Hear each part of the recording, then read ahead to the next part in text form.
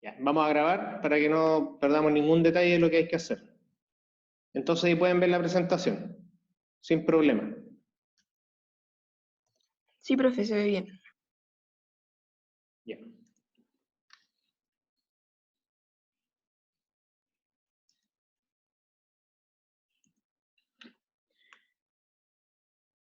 Perfecto, los vamos a dejar ahí. No creo que tengan mayor influencia en lo que está escrito, porque ustedes lo pueden ver bien. Así que los vamos a dejar aquí esquinados ahí arriba. ¿Ya? Entonces, hoy día lo que vamos a analizar es algo que se denomina como neuroantropología de mercado. ¿Ya? Suena súper complicado, pero no lo es. ¿Ya? Eso es lo que me interesa que podamos analizar hoy día.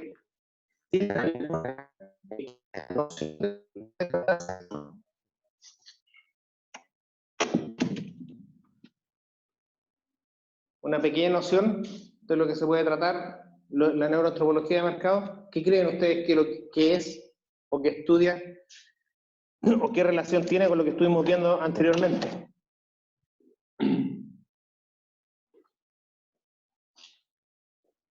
¿Alguna idea? Sergio, Bárbara. No se me ocurre nada, profe. Ya. Recuerdan que nosotros estuvimos viendo la semana anterior algo, bueno, la semana anterior, bien digo, algo que se denominaba código reptil. ¿Se acuerdan? Que hablaba sobre ciertos significados que se le dan a los productos o servicios que se le ofrecen a los clientes, y que era una reacción o era una estructura que venía dada por una configurado el cerebro. Por lo tanto, ese es un componente de carácter genético, ¿ya? Que todo ser humano lleva intrínseco en su ADN, ¿ya? Y esos códigos son reacciones estudiadas y registradas hasta el momento, ¿ya? Puede que más adelante la cosa siga evolucionando, pero por lo menos eso es lo que la neurociencia ha estudiado hasta ahora. Ahora, estos temas del neuromarketing, cuando yo comencé a estudiarlos, ¿ya? No eran tan populares ni tan reconocidos por la academia como lo son hoy en día, ¿ya? Hoy día grandes universidades del mundo lo enseñan, pero han descubierto nuevas áreas que no estaban consideradas, ¿ya? Entonces, el comportamiento de consumo o el comportamiento del ser humano en general, pero aquí estamos hablando de consumo porque nos interesa el marketing, evidentemente, está condicionado por dos grandes elementos. El primero, el que vimos la semana pasada, que es el código reptil o códigos de significado o códigos reptilianos, como quieran llamarlo, pero son precisamente esas emociones o esos significados que se activan en el cerebro y que están inmersos genéticamente en el ser humano. Pero también hay otro factor que considerar, que es la antropología de mercado. ¿Qué significa eso? Que la cultura, el lugar donde nosotros vivimos, la idiosincrasia de un país, la política de un país, la historia de un país incluso, también, o de un país o de una zona o de un continente, inciden precisamente en el tema del consumo o en el tema del comportamiento humano en general, que radica en consumo. Por lo tanto, si yo abro un negocio con ciertas características, puede que me funcione en Latinoamérica, pero puede que no me funcione en Norteamérica, porque las costumbres de consumo son distintas, ¿ya? No porque el negocio sea malo. Voy a conectar el Mac porque me está diciendo que le queda nada de batería, así que denme un minuto. A mí me encanta Mac, pero lo único malo es eso, que la batería no da nada. Así que yo creo que vamos a tener que mirar a la competencia. La competencia en este momento es Huawei, así que vamos a traicionar a Mac y nos vamos a ir a la competencia. Solamente por ese servicio de la batería.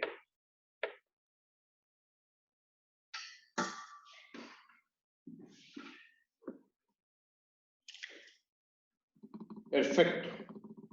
Entonces, como les estaba diciendo, Hay dos componentes, entonces, en el comportamiento de consumo humano. El componente genético, que es como está desde nuestro ADN, y el componente cultural, el componente ideológico o la idiosincrasia de un lugar. Yo les decía que abrir un negocio en Estados Unidos no era igual que abrir un negocio en Latinoamérica. Puede que no funcione el mismo modelo de negocio en otro país, por la cultura de un país. Yo les voy a hacer la siguiente pregunta.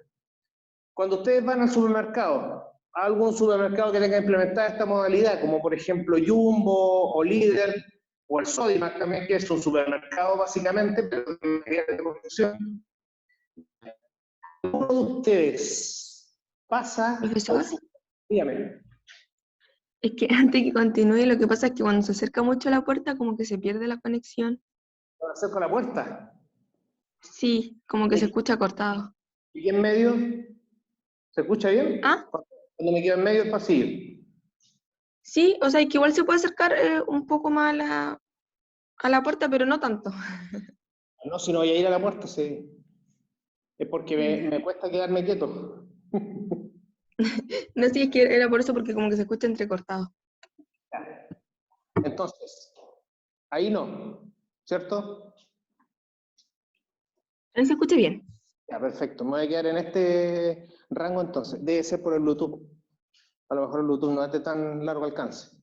Entonces, lo que les comentaba, y esto es una pregunta para ustedes. ¿Alguno de ustedes, bueno, si ha ido al Líder, o ha ido al Sodimac, o ha ido a, no sé, Jumbo, que tiene implementada esta modalidad, ha utilizado estas cajas que son de autoservicio? ¿O suelen utilizar las cajas de autoservicio ustedes?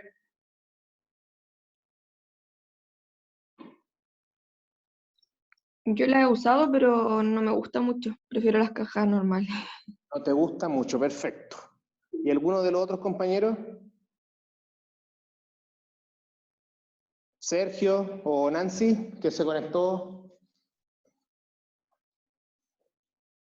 Profesor, mi micrófono no funciona bien. ¿No te gusta porque no funcionan bien? No, mi micrófono no estaba funcionando bien, porque Tu la micrófono no primera vez que funciona bien. preguntó, le hablé, pero no se escuchó nada. No, no se escuchaba de verdad. Puede que no haya funcionado bien. Pero ahora te estoy escuchando, así que ¿te gusta ese servicio de autoservicio en realidad de las cajas o prefiere el tradicional? ¿Mm? En realidad, como no salgo mucho, no sabría cómo decir si me gusta o no, pero ¿Ya? tenemos de una opción. ¿Mm? Me puede, eh, me gusta. Ya. Perfecto. A ti te agrada. Y Nancy, no sé si está ahí. Hola, profe. Hola Sí, a mí Nancy. me gusta mucho. De hecho, yo siempre prefiero el autoservicio. ¿Prefieres el autoservicio? Sí, Ahora, ustedes pueden observar lo siguiente. ¿Es mayor el flujo de la gente que utiliza el autoservicio o mayor el flujo de la gente que utiliza el servicio tradicional? Según lo que ustedes han podido mirar así a grandes rasgos.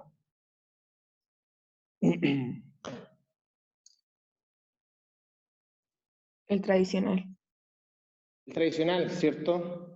Sí. Y entonces, si el autoservicio es más eficiente, es más rápido, porque eso es eficiencia, rapidez. Si me pierde la señal me dicen, ¿eh? Si se pierde mi voz me dicen. ¿Por qué todavía la gente sigue prefiriendo el servicio tradicional? ¿Por qué ese modelo de servicio funciona menos en Latinoamérica y funciona más en Estados Unidos? Porque ese es un modelo de Walmart, ¿ya? Implementado en Estados Unidos primero. ¿Por qué creen ustedes?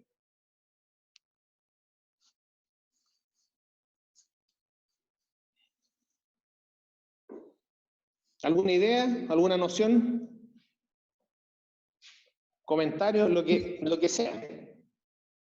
No es, o sea, yo creo que es porque la gente aquí no tiene tan interiorizada la tecnología, sobre todo los adultos mayores, como que Ese, hay una ese- negación.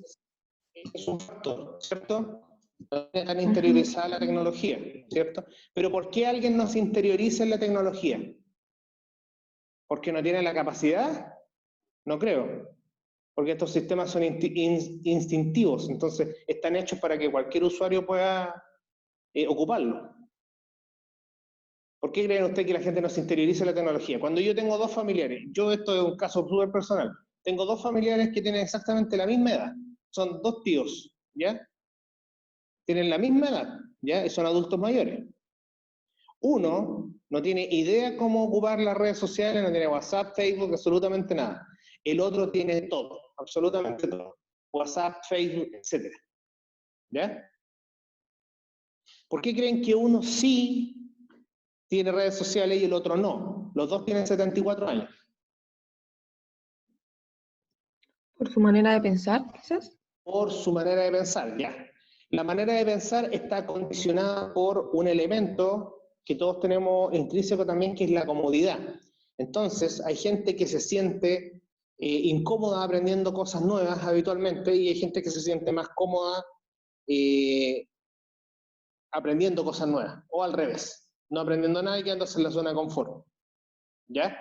Ahora, la cultura del latinoamericano o del chileno, especialmente del chileno, es de, oye, si yo estoy pagando por los productos del supermercado, que además son caros, porque cada vez sube más el consumo y el costo de la vida, y los sueldos no suben a la misma proporción, el pensamiento es, ¿por qué me voy a estar atendiendo solo si más encima tengo que pagar por estos productos? ¿Me entienden?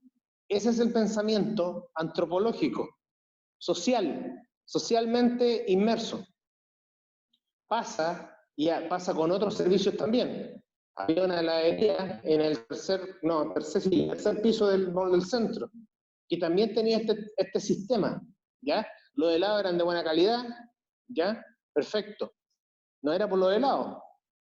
El atractivo del marketing, de imagen de la marca era muy bueno. Los helados también eran muy buenos porque yo los probé. Eran como los Jordan Fruit, ¿ya? Pero no tuvo éxito y tenía más éxito el local de al lado, el Churros Café, ¿ya? ¿Pero por qué? Porque en el Churros Café tú vas, te sientas y te atienden.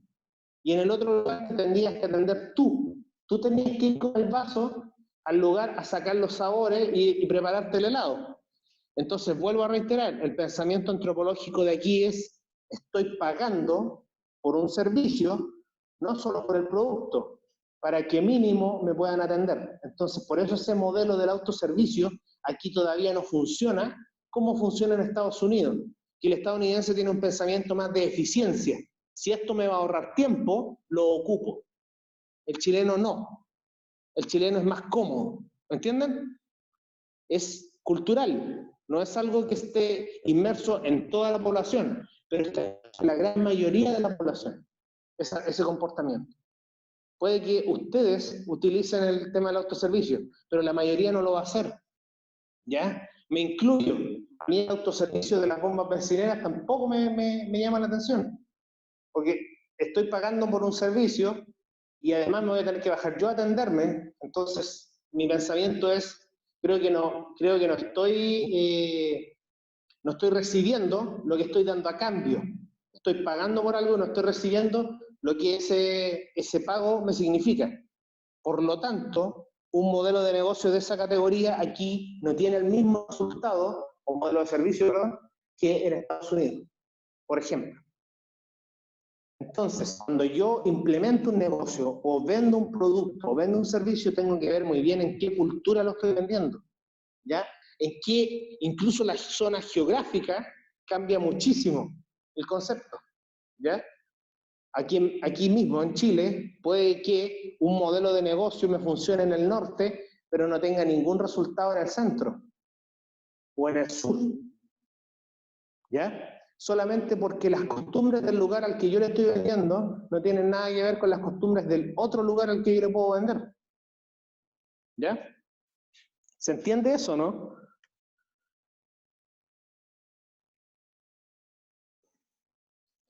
Entonces, el neuromarketing desde la perspectiva psicológica no tiene todas las respuestas.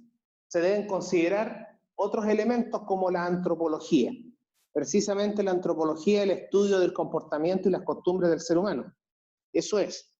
Ahora, neuroantropología de mercado es precisamente la antropología, ¿ya?, que se conecta o construye conductas humanas, ¿ya?, y que está enfocada en el tema del marketing o el tema del mercado. Eso es, por eso se llama neuroantropología de mercado, lo que estoy enseñándoles ahora, ¿ya? En países del Medio Oriente, por ejemplo, hay lugares donde tú ni por broma podrías vender carne de bovino o carne de vacuno, ¿entiendes?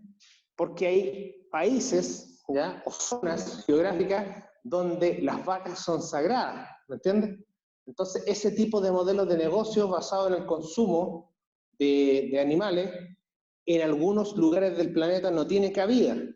Probablemente en lugares de Medio Oriente tienen cabida muchísimos negocios relacionados con la ropa, o con las telas, con los telares, o con las alfombras. De hecho, de Medio Oriente tiene toda esta costumbre del tema de la confección de alfombras, cortinajes, etc. Y otro elemento que aquí juega a favor o en contra es la religiosidad o las doctrinas muy arraigadas, ¿ya? Muy arraigadas. Si hay algún negocio que atenta con alguna doctrina religiosa, o sí, bien digo, que tengan en Medio Oriente, puede ser el descalabro para quien monte ese negocio. Y estoy hablando del descalabro no solo económico, sino de la vida, a ese nivel. Entonces es complejo montar un negocio en Medio Oriente si yo no estudio muy bien el lugar donde voy a montar ese negocio y qué tipo de negocio voy a hacer. ¿Ya? Por ejemplo, una cadena como McDonald's no tiene cabida por acá. ¿Me entienden? No tienen cabida en Medio Oriente. En algunos países de Medio Oriente sí, en algunos países están occidentalizados, pero en la gran mayoría de Medio Oriente no. Solamente porque ven como enemigo común a Norteamérica, donde viene precisamente el franquicia.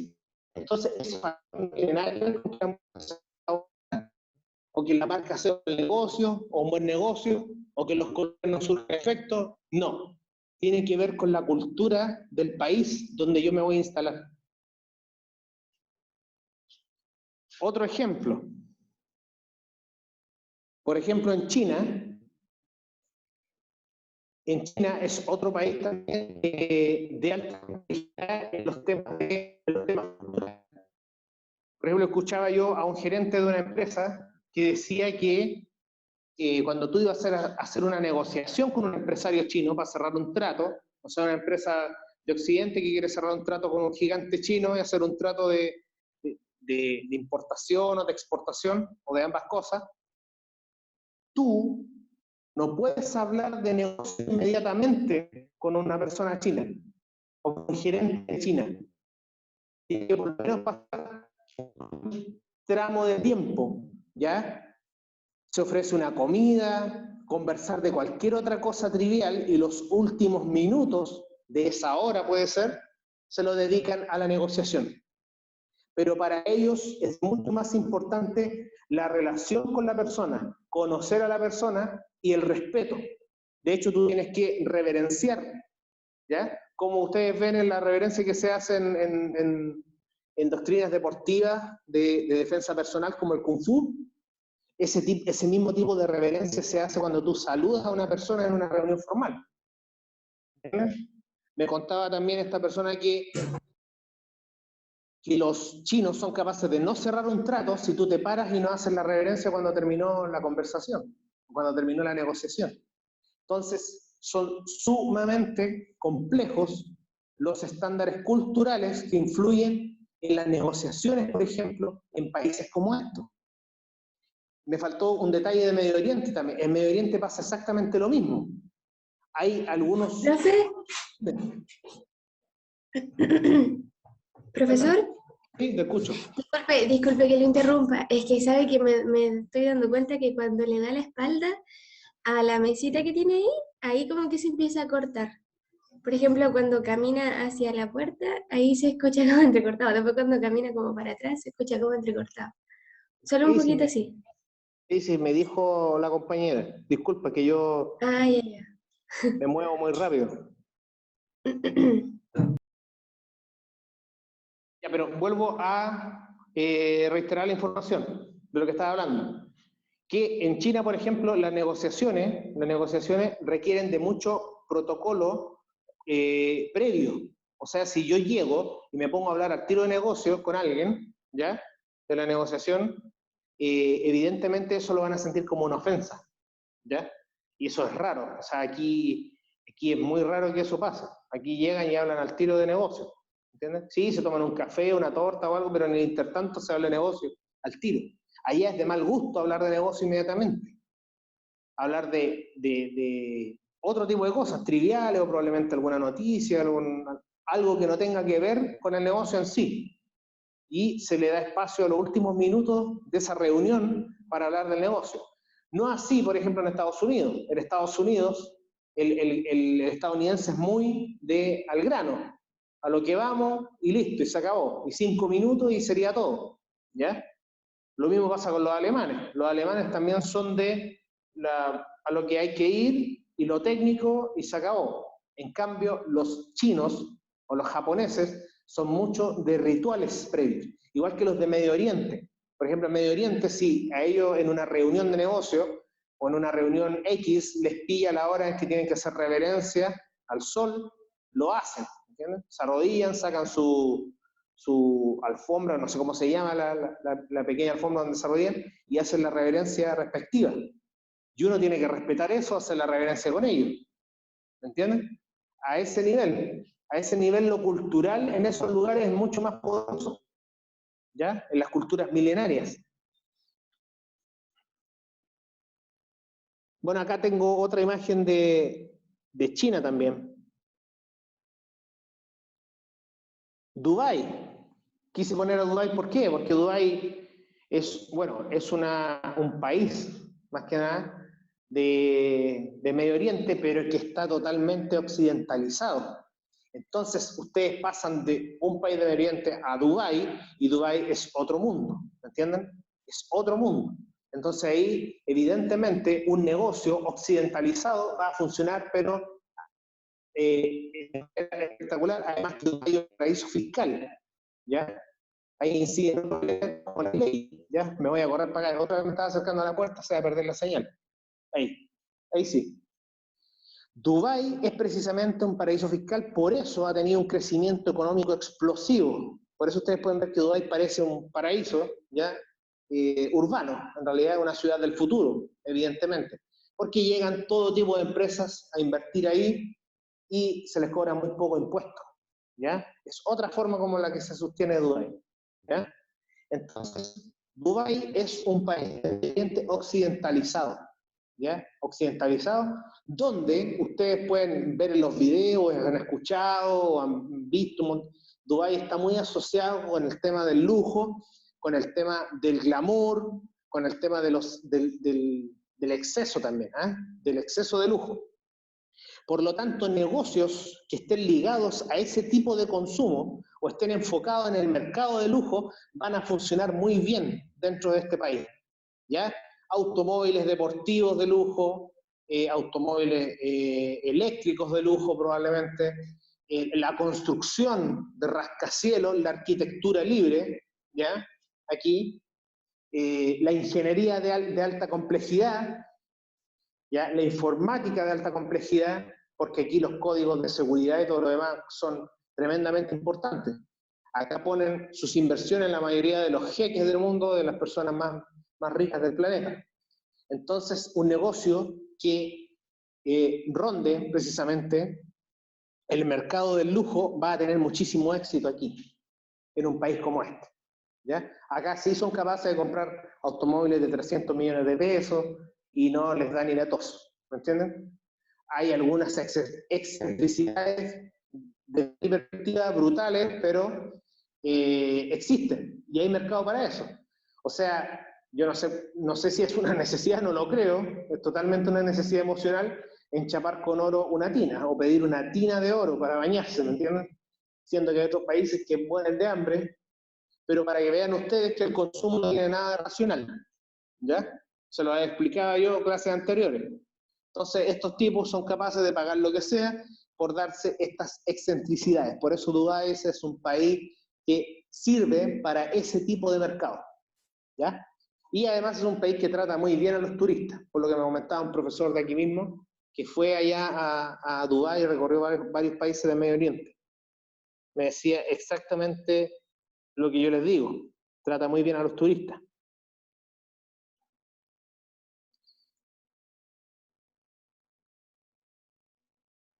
Entonces, a manera de dato igual, me gustaría revelar que en China, evidentemente, está muy arraigada la cultura de la eficiencia, ¿ah? De la eficiencia. O sea, desde muy pequeños a los niños, Chile se les enseña muchísimas cosas, ¿ya? Se les exige muchísimo desde la perspectiva del colegio, ¿ya? De la perspectiva de la educación media también y la educación superior. Hay una alta tasa, no tengo el número en este momento, pero hay una alta tasa de suicidio adolescente en China por el nivel de estrés, ¿ya? Ahora, ustedes dicen, sí, China es un gigante hoy en día, económicamente hablando, ¿cierto? Pero ¿a qué costo emocional y social? Entonces, evidentemente, eso refleja un comportamiento tanto frívolo de los orientales, o de los chinos específicamente, porque los japoneses están mucho más occidentalizados, ¿ya? Si ustedes van a Tokio, Tokio es una ciudad que es muy occidental, o sea, incluso mucha gente, o gran parte de la población habla inglés, entonces se pueden comunicar con facilidad. Pero China no, China todavía tiene muy arraigada su raíz, su cultura milenaria, y también esa frivolidad que se ha ido desarrollando, de adoctrinamiento. De hecho, este concepto de usar uniformes en los colegios, ya de tocar la campana a una cierta hora, de formar en fila, viene de allá, ¿ya? Viene de un país como China, es la idea del uniforme, ¿ya? Entonces ustedes pueden ver que en países como Estados Unidos los niños no usan uniforme, ¿ya? Ahora sí, ha tenido grandes ventajas China con respecto a otros países ahora, pero a un costo social tremendamente alto. No sé si ustedes han ido a comprar, me imagino que sí, a un mall chino, y los chinos evidentemente son muy frívolos. Hay quien te atiende, o los chilenos que están contratados, o algún venezolano, o algún colombiano que trabaja ahí atendiendo público, pero el chino siempre está en la caja, y lo único que se aprendió en español es el precio de las cosas, porque ni hola te dicen, ¿entendés? O sea, les interesa cobrar. Eso es todo. Tienen una cultura muy mecanizada, no sé si me explico. ¿Se han dado cuenta de ese detalle, no? ¿Han ido a un mall chino y les ha pasado eso, no? Cuando lo atiende una persona el dueño de China, pues si lo atiende un chileno no hay problema. ¿Les ha pasado, no?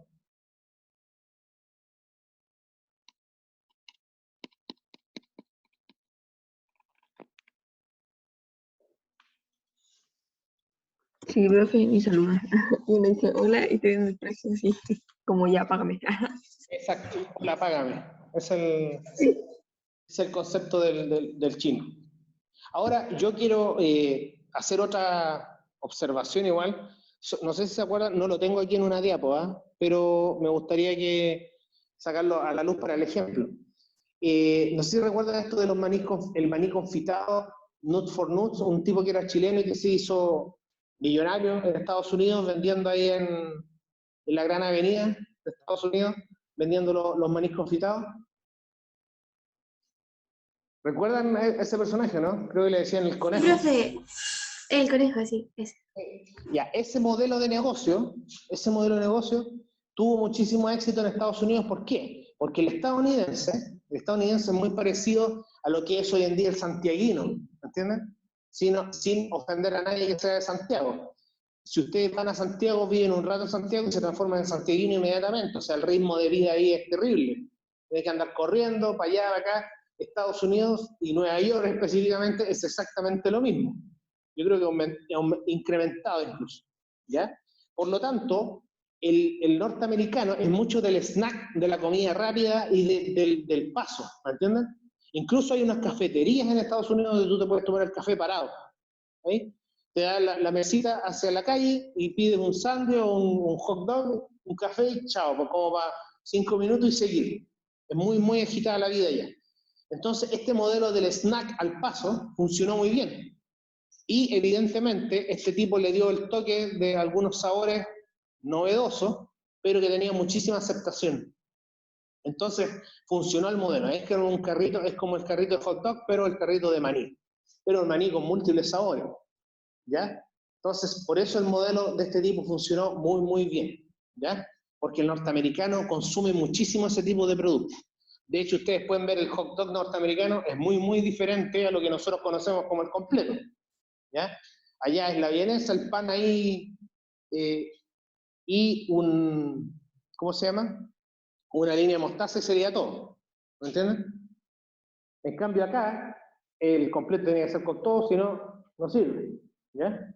Es así la cultura muy diferente de norteamericano, ¿ya? Ahora, desde la perspectiva del trabajo, porque esto es una anécdota también que me contaba mi abuelo, que para descanse, él trabajaba en ASMAR, era mecánico de motores diésel de barco, ¿ya? Y él fue asesorado por un ingeniero británico, no era norteamericano, era británico, ¿ya? Y resulta que eran muy, muy prácticos. Aquí el ingeniero, por muy práctico que sea, no estoy hablando de nosotros los industriales, porque nosotros somos ingenieros en gestión, estoy hablando de ingenieros mecánicos o civil eléctrico, ¿me entienden? Los que son más operativos, ¿ya? Aún así tienen una cultura de no involucrarse mucho en el problema, metiendo las manos, a eso me refiero. En cambio, el ingeniero británico o el norteamericano es mucho de meter las manos, es casi más un ingeniero en ejecución más que un ingeniero civil, ¿ya? Entonces, eso también cambia las culturas de trabajo. Probablemente un ingeniero que trabaje aquí, sabe trabajar allá, tiene la cultura de trabajar como se trabaja aquí, va a tener algún tipo de problema en otro país. Entonces, evidentemente, y esto a modo de conclusión, las culturas de los lugares, de los países, de los hemisferios de la Tierra, cambian muchísimo las conductas de consumo. Por lo tanto, yo tengo que estudiar bien qué tipo de negocio hago, en qué lugar, qué estoy haciendo, ¿ya? Qué negocio voy a hacer en un determinado lugar, para ver si realmente va a tener el éxito que yo quiero que tenga, ¿ya? Evidentemente. Entonces, a modo de conclusión, hay dos elementos grandes acá considerados para el estudio del consumo humano. El código reptil, que son aquellas emociones que se activan de manera genética en el cerebro, y la cultura de un país, o la cultura de una ciudad, o la cultura de un continente, o de una localidad, incluso. Puede ser un pueblo. También puede ser la diferencia radical. No sé si tienen dudas, consultas con respecto a esto.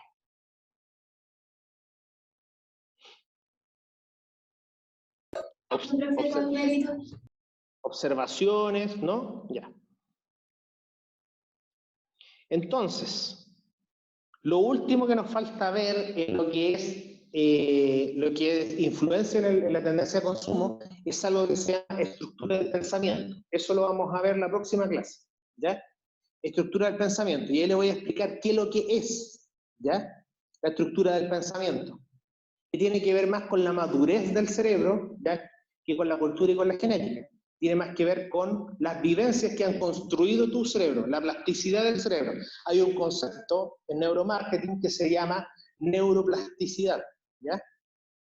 Que expone que el cerebro es capaz de construirse o adaptarse según las experiencias, ¿ya?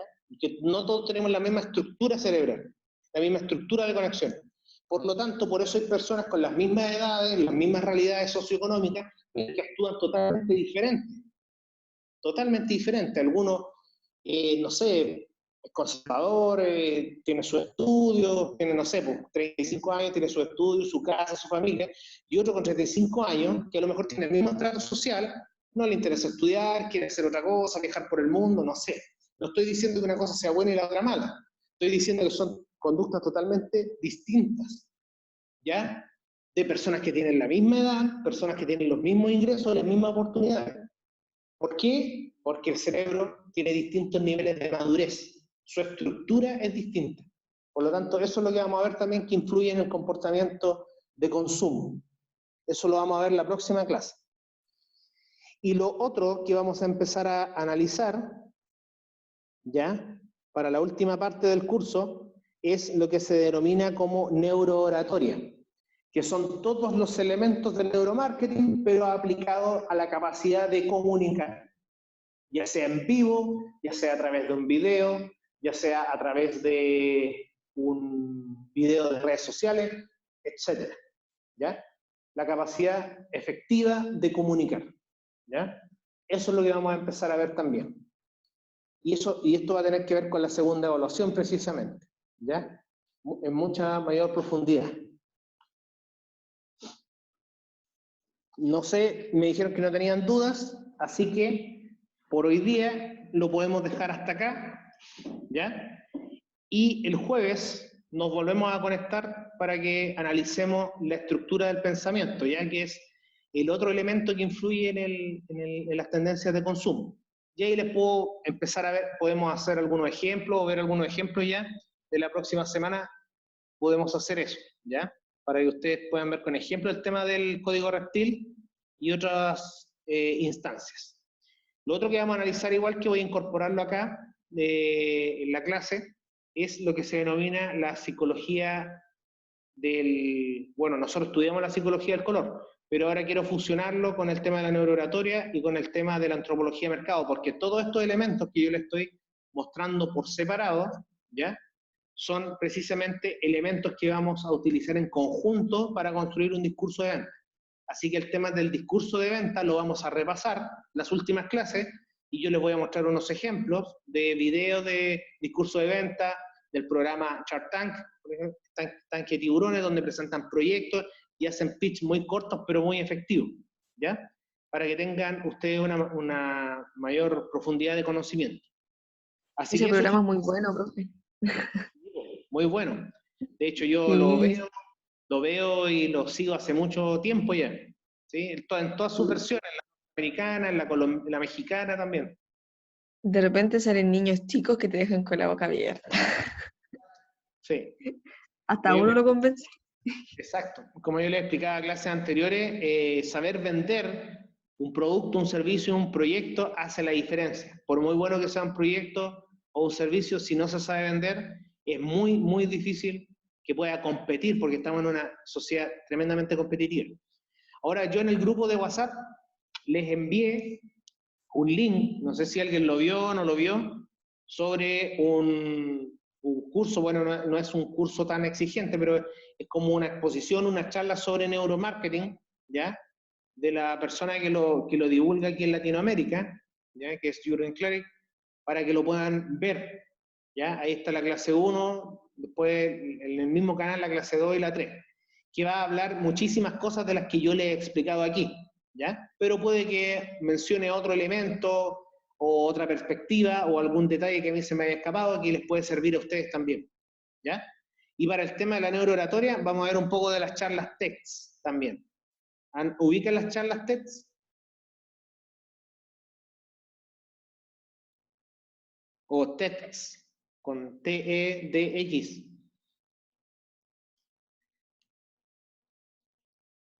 Bueno, si no las ubican, acá las vamos a analizar, que es precisamente donde salen distintos expertos hablando sobre diferentes temas, ¿ya? Y algunos ocupan muchísimas técnicas precisamente de la neurooratoria, ¿ya?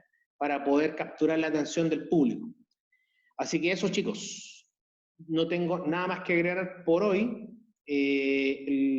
Lo continuamos entonces esto el jueves, si mal no recuerdo, el jueves en la mañana. Así que eso, va a quedar grabado. Y ahora sí, esta semana les subo todas las clases que tengo que subir, ¿ya? Porque tengo que subir en todos los cursos clases. y termino de revisar sus trabajos también para publicar su nota, ¿ya? Nos vemos y que estén muy, muy bien, ¿ya? Cuídense.